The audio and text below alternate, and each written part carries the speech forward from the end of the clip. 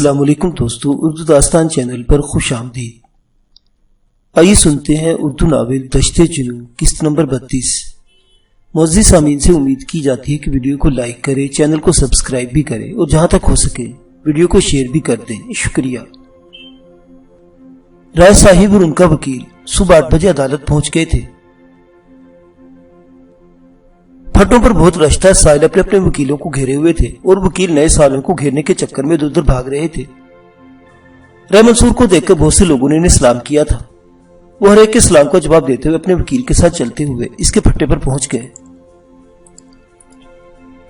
تقریباً 9:30 بجے پولیس کے 2-3 ٹرک عدالت کے گیٹ کے سامنے آ کر رکے۔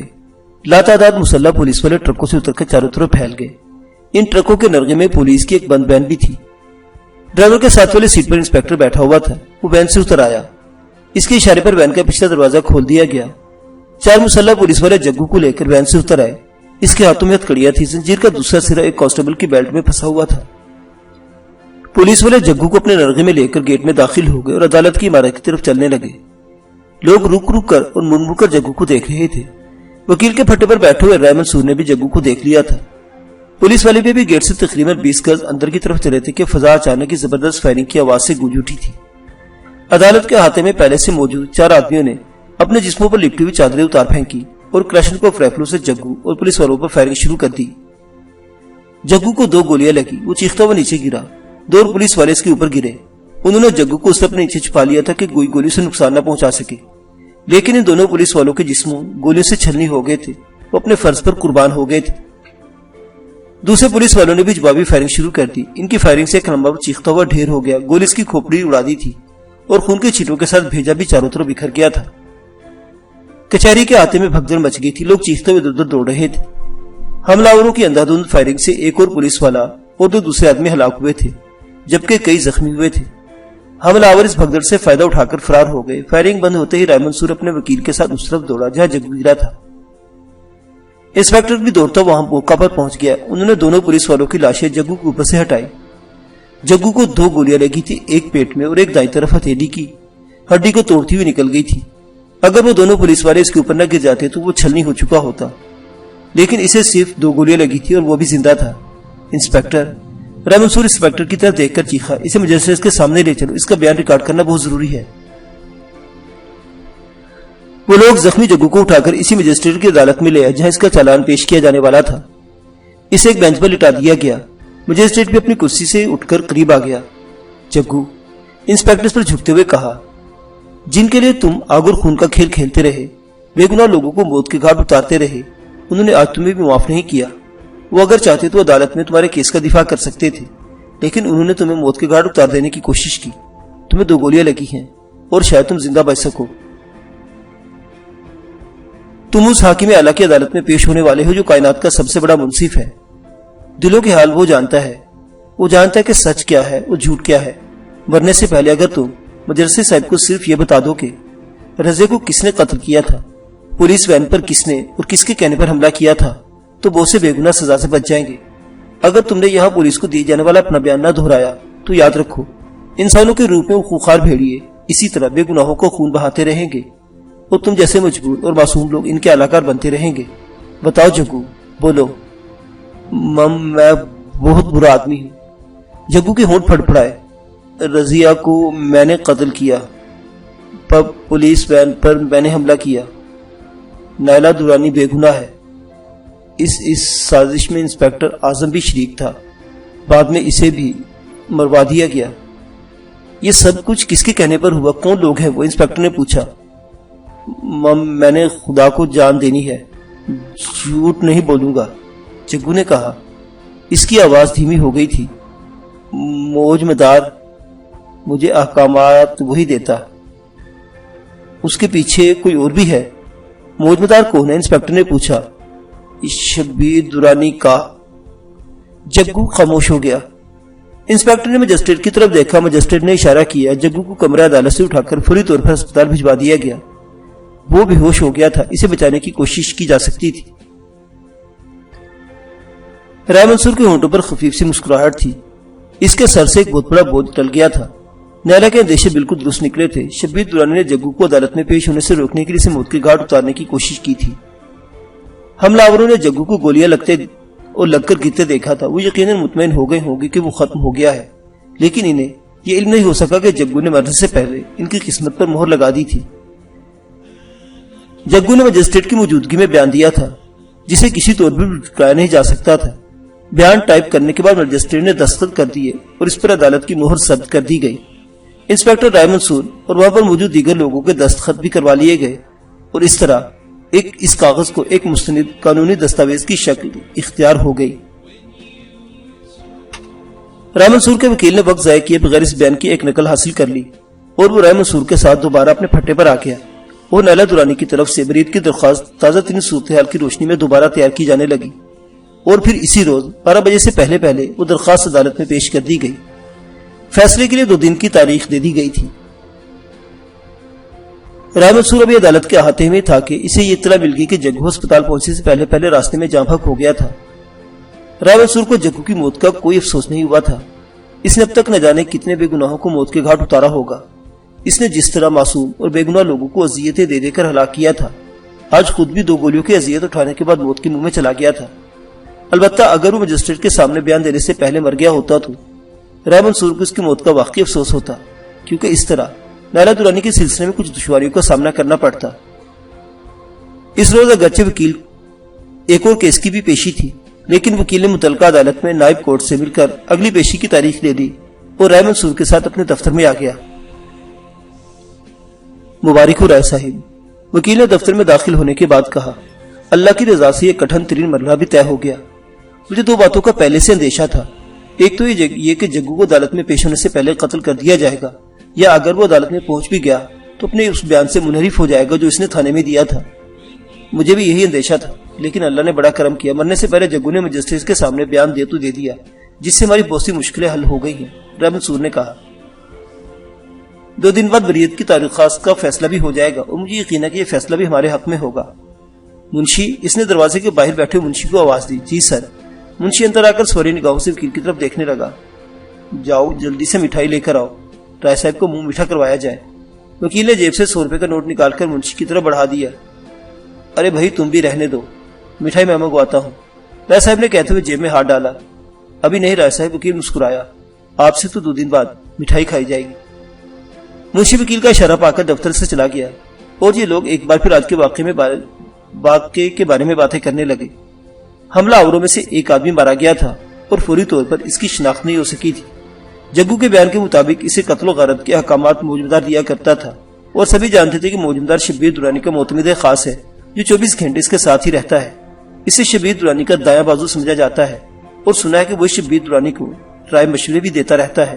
رائے منصور نے کہا، میرا خیال ہے پولیس کو اب تک موجودار کو حراست میں لے لینا چاہیے، ورنہ ہو سکتا ہے کہ جب اسے یہ پتا چلے کہ جگو نے موت سے پہلے اس کا نام لیا تھا تو ہو سکتا ہے وہ کہیں فرار ہو جائے۔ وکیل نے کہا۔ 1 منٹ، ذرا ٹیلی فون میری طرف بڑھاؤ، رائے منصور نے کہا۔ وکیل نے ٹیلی فون رائے منصور کی طرف سرکا دیا اور رائے منصور ریسیور اٹھا کر پولیس اسٹیشن کا نمبر ملانے لگا۔ دوسری طرف سے کال فوراً ہی ریسیو کر لی گئی۔ اتفاق سے کال ریسیو کرنے والا خود انسپیکٹر ہی تھا۔ جی رائے صاحب فرمائیے، انسپیکٹر نے اس کی آواز سن کر کہا۔ ارے بھائی، وہ موجودار کے سلسلے میں کیا کیا؟ میں نے یہی پوچھنے کے لیے فون کیا تھا، رائے منصور نے کہا۔ وہ روپوش ہو گیا رائے صاحب، انسپیکٹر نے جواب دیا۔ اسے حراست میں لینے کے لیے میں نے شبیر درانی کے بنگلے پر چھاپا مارا تھا، لیکن اسے شاید جگو کے بیان کا پتہ چل گیا تھا۔ وہ پولیس کے پہنچنے سے پہلے وہاں سے فرار ہو گیا، لیکن وہ ہم سے بچ کر کہاں جائے گا؟ پولیس کی مختلف پارٹیاں اس کی تلاش میں مختلف ٹھکانوں پر چھاپے مار رہی ہیں۔ شہر سے باہر جانے والے راستوں پر بھی ناکہ بندی کر دی گئی ہے۔ وہ کہیں نہیں جا سکے گا اور نہ ہی زیادہ دیر کہیں چھپا رہ سکے گا۔ شبیر درانی کے کیا تاثرات ہیں؟ رائے منصور نے پوچھا۔ وہ بے حد جھنجھلایا ہوا ہے، انسپیکٹر نے جواب دیا۔ اس کے کہنے کے مطابق وہ اپنے کسی کرندے کی سرگرمیوں کا ذمہ دار نہیں ہے۔ اگر موجودار نے کوئی جرم کیا ہے تو اسے بلا شبہ گرفتار کر لیا جائے، اسے کوئی پرواہ نہیں۔ البتہ وہ حسب معمول دھمکیاں دینے سے باز نہیں آیا۔ باز آ جائے گا، بس 1-2 دن کی بات ہے۔ اچھا، میں پھر کسی وقت بات کروں گا، رائے منصور نے کہتے ہوئے فون کا ریسیور رکھ دیا۔ کیا ہوا؟ وکیل نے سوالی نگاہوں سے رائے منصور کی طرف دیکھا۔ وہی ہوا جس کا ڈر تھا، رائے منصور نے جواب دیا۔ موجودار کو کسی طرح بھنک مل گئی تھی، وہ روپوش ہو چکا ہے، لیکن پولیس اس کی تلاش میں چھاپے مار رہی ہے۔ آج نہیں تو کل ہی پکڑا جائے گا۔ مجھے تو لگتا ہے شبیر درانی نے کہیں چھپایا ہوگا، وکیل بولا۔ ایسا ہی ہوا ہوگا، لیکن وہ کب تک اسے چھپائے رکھے گا؟ رائے منصور بولا۔ پولیس نے شہر سے باہر جانے والے تمام راستوں کی ناکہ بندی کر دی ہے، وہ شہر سے باہر نہیں جا سکے گا۔ اسی وقت منشی مٹھائی لے کر آ گئے، اسے ڈبہ کھول کر میز پر رکھ دیا۔ وکیل اور رائے منصور نے مٹھائی کا ایک ایک ٹکڑا اٹھا لیا۔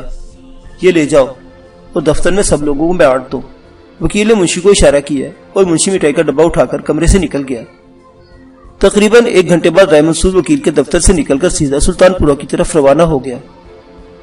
پولیس نے موج مدار کی تلاش میں شبیر درانی کے بنگلے پر چھاپا مارا تھا۔ اس کے نتیجے میں شبیر درانی کے کیمپ میں کھلبلی مچ گئی ہوگی۔ اس کے سارے مشکوک آدمی ادھر ادھر تتر بتر ہو گئے ہوں گے۔ شبیر درانی خود بھی پوری طرح بوکھلا گیا ہوگا۔ ایسے میں اسے نگرانی کا ہوش کہاں رہا ہوگا، اس لیے رائے صاحب نے دارا سے کہہ دیا تاکہ گھماؤ پھراؤ کے بجائے سیدھا سلطان پورہ چلے، اور دارا نے سب کچھ ہونے کے باوجود اس بات کا خیال رکھا تھا کہ ان کی گاڑی کا تعاقب نہ کیا جائے۔ نیلا درانی بڑی بے چینی سے رائے منصور کی منتظر تھی۔ آج صبح عدالت میں جو کچھ ہوا تھا وہ بڑی خبر تھی، اور ایسی خبریں تو شہر میں جنگل کی آگ کی طرح پھیل جاتی ہے۔ نیلا کو بھی صفدر کے ذریعے معلوم ہو گیا تھا کہ بعض نامعلوم لوگوں نے پیشی پر آنے والے جگو نامی ایک شخص کو ہلاک کرنے کے لیے عدالت کے احاطے میں اندھا دھند فائرنگ کر دی، جس میں جگو سمیت 6 آدمی ہلاک ہو گئے اور حملہ آوروں کا بھی ایک آدمی پولیس کے ہاتھوں مارا گیا تھا۔ جگو کی ہلاکت کی خبر سن کر نیلا کو سینے میں دل ڈوبتا ہوا محسوس ہونے لگا۔ اس بات کا اندیشہ تو اسے پہلے ہی تھا۔ جگو کو نام امید کی ایک ایسی کرن کی صورت میں سامنے آیا تھا جس سے اس کے راستوں پر چھائی ہوئی تاریکی دور ہو سکتی تھی، لیکن امید کی وہ کرن بھی تاریکی میں ڈوب گئی تھی۔ اس وقت 2:30 بج رہے تھے اور رائے منصور ابھی تک نہیں آئے تھے، اور نہ ہی ان کی طرف سے کوئی پیغام ملا تھا، جس سے نیلا کی پریشانی کچھ اور بڑھ گئی تھی۔ اسے سمجھنے میں دیر نہیں لگی کہ صورتحال کچھ اور گمبھیر ہو گئی ہے۔ نیلا یہ سب سوچ رہی تھی کہ باہر گاڑی رکنے کی آواز سنائی دی۔ وہ اس وقت بیٹھک میں بیٹھی ہوئی تھی، دلاور بھی موجود تھا۔ نیلا نے اٹھ کر کھڑکی سے باہر جھانکا اور پھر رائے منصور کی گاڑی دیکھ کر چونک گئی۔ وہ کھڑکی سے ہٹ کر دروازے کی طرف بڑھی۔ اسی دوران صفدر بینو دروازہ کھول چکا تھا اور رائے منصور اندر آ رہے تھے۔ ان کے ہاتھ میں مٹھائی کا ڈبہ تھا اور ہونٹوں پر مسکراہٹ۔ مٹھائی کا ڈبہ دیکھ کر نیلا کی آنکھوں میں الجھن سی تیر گئی اور پھر رائے منصور کی ہونٹوں کی مسکراہٹ۔ وہ برآمدے میں آ گئی۔ رائے منصور بھی برآمدے میں پہنچ چکے تھے۔ وہ نیلا کے سامنے رک گئے۔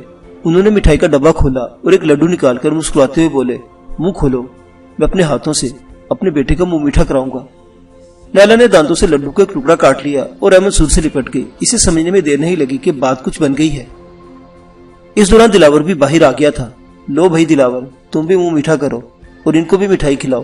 رائے منصور نے مٹھائی کا ڈبہ دلاور کی طرف بڑھا دیا۔ ہم نے تو سنا تھا کہ جگو کو عدالت میں پیش ہونے سے پہلے ہی قتل کر دیا گیا تھا، مگر یہ مٹھائی کس سلسلے میں ہے رائے صاحب؟ دلاور نے ڈبہ لیتے ہوئے کہا۔ جگو کو 2 گولیاں لگی تھی، ایک پیٹ میں، دوسری ہنسلی کی ہڈی توڑ دی تھی۔ اس کے گرتے ہی 2 پولیس والے اس کے اوپر لد گئے تھے۔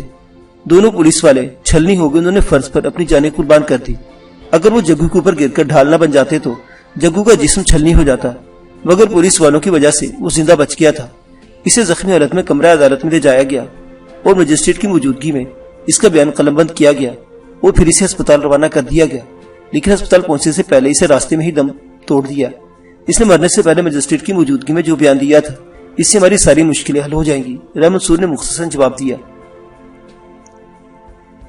لیکن آپ کی طرف سے کوئی پیغام بھی نہیں ملا تھا، جس سے میں پریشان ہو رہی تھی۔ نیلا نے شکایتی نگاہوں سے اس کی طرف دیکھا۔ اس نئی صورتحال کے بعد تمہاری طرف سے داخل کیے جانے والی درخواست ہمیں دوبارہ تیار کرنی پڑی، جس میں کچھ وقت لگ گیا۔ بہرحال درخواست عدالت میں پیش کر دی گئی ہے، فیصلے کے لیے 2 دن بعد کا وقت دیا گیا ہے، رائے منصور نے بتایا۔ کیا جگو نے اپنے بیان میں شبیر درانی کا نام لیا تھا؟ نیلا نے پوچھا۔ نہیں، اس کے بیان کے مطابق اسے تمام محکمات موجمدار دیا کرتا تھا۔ شبیر درانی سے اس کی کبھی ملاقات نہیں ہوئی تھی۔ موجمدار روپوش ہو چکا ہے اور پولیس اس کی تلاش میں چھاپے مار رہی ہے، رائے منصور نے بتایا۔ وہ بیٹھک میں بیٹھے باتیں کر رہے تھے۔ اسی دوران میں زینت اندر آ گئی۔ اب تو کھانا لگا دوں نالا باجی، 3 بج رہے ہیں۔ ارے اس نے ابھی تک کھانا نہیں کھایا؟ رائے منصور نے حیرت سے اس کی طرف دیکھا۔ کسی نے بھی نہیں کھایا جی، زینت نے جواب دیا۔ چلو جلدی سے کھانا لگاؤ، میں ابھی تک بھوکا پھر رہا ہوں، رائے منصور نے کہا، اور پھر آدھے گھنٹے بعد وہ سب بیٹھے کھانا کھا رہے تھے۔ اس کے ساتھ اس موضوع پر باتیں بھی ہوتی رہی، اور پھر 5 بجے چائے پینے کے بعد رائے صاحب اٹھ گئے۔ رائے منصور ان سے رخصت ہو کر باہر کھڑی ہوئی پاجیروں میں بیٹھ گئے۔ دارا نے انجن سٹارٹ کر کے گاڑی آگے بڑھا دی۔ بازار سے رائے منصور نے کچھ چیزیں خریدی اور پھر پاجیروں شہری حدود سے نکل کر ہائی وے پر دوڑنے لگی۔ رائے منصور 2 دن گاؤں میں رہے، اور جس روز عدالت نے نالا کی بریت کی درخواست کا فیصلہ سنانا تھا، اس روز فجر کی نماز پڑھتے حویلی سے روانہ ہو گئے۔ صبح سویرے سڑک پر زیادہ ٹریفک نہیں تھا۔ دارا انتہائی تیز رفتاری سے اور مہارت سے ڈرائیونگ کرتا رہا۔ رحیم یار خان شہر میں داخل ہونے کے بعد وہ سیدھا عدالت کی طرف آئے تھے۔ جب وہ عدالت میں پہنچے تو 9 بجنے میں 7 منٹ باقی تھے۔ رائے صاحب کا وکیل عدالت میں موجود تھا. اس نے بتایا کہ ان کا کیس نمبر 7 ہے اور ابھی صرف دوسرے کیس کی سماعت ہو رہی ہے. وکیل نے اپنے منشی کو عدالت والے برآمدے میں چھوڑ دیا اور خود پھٹے پر آ گئے. 11 بجے منشی نے اطلاع دی کہ ان کا نمبر آ گیا ہے. وہ دونوں اٹھ کر تیز تیز چلتے ہوئے کمرہ عدالت میں آ گئے اور انہیں دیکھ کر بڑی حیرت ہوئی کہ یہاں حسینہ بیگم کا منشی زبیر بھی بیٹھا ہوا تھا. رائے منصور کے وکیل نے نائلہ درانی کی پیروی کرتے ہوئے کچھ کاغذات مجسٹریٹ کے سامنے پیش کی اور اپنی جگہ پر آ گیا، جبکہ نائلہ کے خلاف استغاثہ کی پیروی پروسیکیوٹر کر رہا تھا. پروسیکیوٹر نے نائلہ کے زخمی حالت میں اسپتال لائے جانے، اس کے اسپتال سے فرار اور پھر کئی روز بعد گرفتاری اور جیل میں پیشی کے لیے عدالت کی طرف لے جاتے ہوئے پولیس وین پر نامعلوم لوگوں کے حملے اور نائلہ کے حملہ آوروں کے ساتھ فرار کی تفصیل بتائی اور عدالت سے یہ درخواست کی کہ نائلہ درانی پر اپنے آدمیوں کے ذریعے پولیس وین پر حملے اور کئی دوسرے آدمیوں کے قتل کا الزام ہے اور پولیس ابھی تک اس کا سراغ تک نہیں لگا سکی. پروسیکیوٹر نے نائلہ درانی کی بریت کی درخواست مسترد کرنے اور نائلہ کو پابوجو عدالت میں حاضر کرنے، اس پر کئی افراد کے قتل کا مقدمہ چلانے کی درخواست کی تھی. نائلہ درانی کے وکیل نے بڑی خوبصورتی سے اس کا کیس پیش کیا. اس نے ایسے دلائل پیش کیے کہ پروسیکیوٹر کے ہوش اڑ گئے. اس نے عدالت میں 4 ایسے گواہ بھی پیش کیے جنہوں نے بتایا کہ اس روز پولیس وین پر حملہ اور قتل و غارت کے بعد حملہ آوروں نے نائلہ درانی کو بھی گن پوائنٹ پر اپنی کار میں بٹھایا تھا. اگر حملہ آور نائلہ کے آدمی ہوتے تو خود بھاگ کر کار میں سوار ہوتی، اسے گن پوائنٹ پر لے جانے کی ضرورت نہیں تھی. اور پھر گرفتار ہونے کے بعد سے بندھوناک واقعہ پیش آنے تک نائلہ کو پولیس کی کڑی نگرانی میں رکھا گیا تھا اور کسی بھی شخص کو اس سے ملاقات کی اجازت نہیں دی گئی تھی. انسپکٹر اعظم استغاثہ کا اہم ترین گواہ تھا. ریزہ بھی اس کیس کی اہم ترین گواہ تھی. وہ اس راز سے واقف تھی کہ پولیس وین پر حملہ کس نے کروایا تھا. وہ اپنی جان کے خوف سے چھپتی پھر رہی تھی، لیکن بالآخر اسے بھی قتل کروا دیا گیا. رضیہ کے قاتل جگو چاچا کو گرفتار کر لیا گیا، جس نے کسی دباؤ اور کسی تشدد کے بغیر پہلے پولیس کو بیان دیا تھا کہ اس نے نہ صرف رضیہ کو قتل کیا ہے بلکہ اور بھی بہت سی وارداتوں کے اعتراف کے علاوہ یہ انکشاف بھی کیا کہ نائلہ درانی کو پولیس کی حراست سے چھڑانے کے لیے حملہ نائلہ درانی کے آدمیوں نے نہیں، اس نے کیا تھا. اور یہ سب کچھ علاقے کے ایک بہت ہی بااثر شخص شبیر درانی کے معتمد خاص موجودار کے کہنے پر کیا گیا تھا. جگو چاچا کو جب عدالت میں پیش کرنے کے لیے لایا جا رہا تھا تو احاطہ عدالت میں چند نامعلوم حملہ آوروں نے خودکار ہتھیاروں سے اس پر فائرنگ کر دی، مگر جگو چاچا نے مرنے سے پہلے فاضل عدالت کے سامنے یہ بیان دے دیا کہ نائلہ درانی بے گناہ ہے، اس کا پولیس وین پر حملے سے کوئی تعلق نہیں تھا. وکیل نے عدالت سے درخواست کی تھی کہ نائلہ درانی کو ان سنگین الزامات سے باعزت طور پر بری کر دیا جائے. اس کے کچھ ہی دیر بعد عدالت نے فیصلہ سنا دیا کہ نائلہ درانی کو جس شخص کے قتل کے الزام میں گرفتار کیا گیا تو وہ غلط ثابت ہو چکا ہے اور نائلہ کو اس کیس سے باعزت طور پر بری بھی کیا جا چکا ہے. پولیس وین پر حملے کے سلسلے میں استغاثہ نائلہ درانی کے خلاف کوئی گواہ یا شہادت پیش نہیں کر سکا. واقعات اور حقائق اور جگو کے بیان کی روشنی میں یہ ثابت ہو چکا کہ نائلہ درانی کے اس واقعے سے کوئی تعلق نہیں، لہذا عدالت اسے بے گناہ تصور کرتے ہوئے اس الزام سے باعزت طور پر بری کرتی ہے اور حکم دیتی ہے کہ شبیر درانی کے معتمد خاص موت مدار کو عدالت میں پیش کیا جائے. تھینک یو می لارڈ، وکیل نے مسکراتے ہوئے کہا. میں آپ کی بہت شکر گزار ہوں جناب والا. عدالت میں بیٹھی ہوئی چادر میں لپٹی ہوئی ایک عورت اٹھ کھڑی ہوئی. اس فیصلے سے قانون کا بول بالا ہوگا اور بے گناہوں کو تحفظ کا احساس حاصل ہوگا. سب لوگ اس چادر پوش عورت کو دیکھنے لگے. اس عورت اپنے چہرے سے چادر اتار دی. وہ نائلہ درانی تھی. وکیل اور رائے منصور نائلہ کو دیکھ کر اچھل پڑے. رائے منصور تیز تیز قدم اٹھاتے ہوئے اس کے قریب پہنچ گئے. ارے نائلہ بیٹی، تم یہاں کیسے آ گئی؟ رائے منصور بولے. اپنی بریت کا فیصلہ میں خود سننا چاہتی تھی، اس لیے آ گئی. نائلہ درانی نے مسکراتے ہوئے جواب دیا. اور اگر فیصلہ تمہارے حق میں نہ ہوتا تو؟ رائے منصور نے پوچھا. تو میں اپنے آپ کو قانون کے حوالے کر دیتی، کیونکہ میں بھاگتے بھاگتے تنگ آ گئی تھی. نائلہ نے کہتے ہوئے ادھر دیکھا. اس کی نظریں حسینہ بیگم کے منشی پر جم گئی جو اس وقت دروازے کی طرف جا رہا تھا. زبیر چاچا. نائلہ نے اسے آواز دے کر روک لی. اس کے قریب جا کر بولی. اپنی مالکن اور اس کے بیٹے سے کہہ دینا کہ قانون نے مجھے تمام الزامات سے باعزت طور پر بری کر دیا ہے. میری جائیداد اپنی نگرانی میں لینے کے بعد اس نے جتنے بھی گھپلے کیے ہیں وہ درست کر لے. میں 1-2 دن بعد حساب لینے کے لیے خود آؤں گی. وہ لوگ عدالت سے باہر آ گئے. وکیل نے حسینہ بیگم کے نام نائلہ کی اسٹیٹ کی نگرانی کی منسوخی کے لیے بھی درخواست تیار کر رکھی تھی. اس نے نائلہ کی بریت کے فیصلے کی نقل اس درخواست کے ساتھ منسلک کر کے اسے عدالت میں پیش کر دیا، جہاں سے حسینہ بیگم کے نام نگرانی کے احکامات جاری ہوئے تھے. فاضل مجسٹریٹ نے درخواست پڑھنے کے بعد اسی وقت حسینہ بیگم کی نگرانی اور جائیداد کی سرپرستی کے احکامات منسوخ کر دیے اور اس درخواست پر یہ حکم جاری کر دیا کہ وہ نائلہ درانی کو حساب دے کر سب کچھ اس کے حوالے کر دے. یہ مرحلہ بھی طے ہو گیا. نائلہ کو ان قانونی الجھنوں سے نجات مل گئی تھی جن کی وجہ سے وہ چھپتی پھر رہی تھی. اب وہ آزاد تھی اور حسینہ بیگم اور شبیر درانی کا کھل کر مقابلہ کر سکتی تھی. ہاں بھائی، کہاں چلے؟ رائے منصور نے نائلہ کی طرف دیکھتے ہوئے پوچھا۔ میرے بنگلے پر، نائلہ نے جواب دیا۔ دوپہر کا کھانا ہم وہیں کھائیں گے، آج آپ سب میرے مہمان ہیں۔ اس طرح جان نہیں چھوٹے گی نائلہ بی بی، وکیل نے مسکراتے ہوئے کہا۔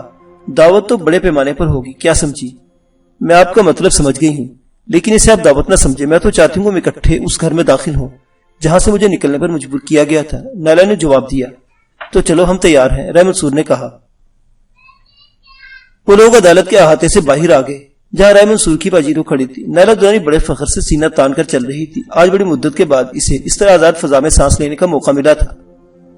راستے میں سلطان پورہ والے مکان سے دلاور، صفدر اور اس کی بیوی زینت کو بھی لے لیا گیا۔ دلاور نے نائلہ کو دیکھتے ہی شکوے شروع کر دیے۔ ارے نائلہ بی بی، آپ کہاں غائب ہوگی؟ تو میں تو بہت پریشان ہو گیا تھا۔ میں تمام الزامات سے بری ہو گئی ہوں دلاور، نائلہ نے مسکراتے ہوئے جواب دیے۔ میں عدالت کا فیصلہ خود سننا چاہتی اس لیے کچہری چلی گئی تھی۔ تمہیں میں نے اس لیے نہیں بتایا کہ تک تم مجھے جانے نہیں دیتے۔ نائلہ کی بریت کا سن کر دلاور کا چہرہ کھل اٹھا۔